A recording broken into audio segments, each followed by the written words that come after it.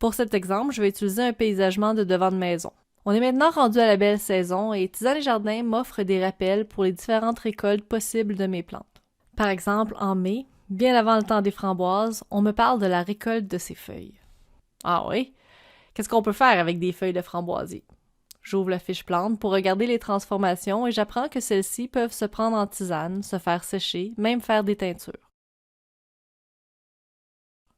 Et j'ai accès à toutes ces propriétés. Chacune des propriétés attribuées est soutenue par une ou plusieurs références reconnues. Si je n'ai jamais fait de tisane de feuilles de framboisier, pas de souci. Des instructions succinctes me disent comment profiter des vertus de ces feuilles, qui ne se donnent pas aussi rapidement que d'autres feuilles, par exemple les tisanes de menthe que j'ai l'habitude de faire. Si j'ai envie d'essayer de faire mon premier concentré liquide, mais que je suis un peu intimidée, j'ai directement accès à un article complet m'expliquant les étapes pas à pas. Je fais mes premières tisanes et je décide de ne plus jamais oublier de cueillir cette précieuse ressource.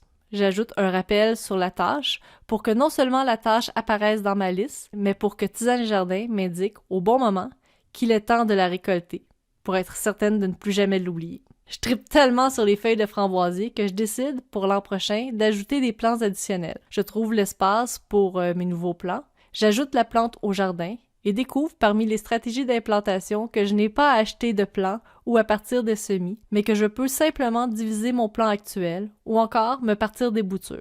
J'ai confiance qu'avec Tisane et Jardin pour me dire quoi et quand faire ces opérations, je peux me risquer à faire mes premières boutures.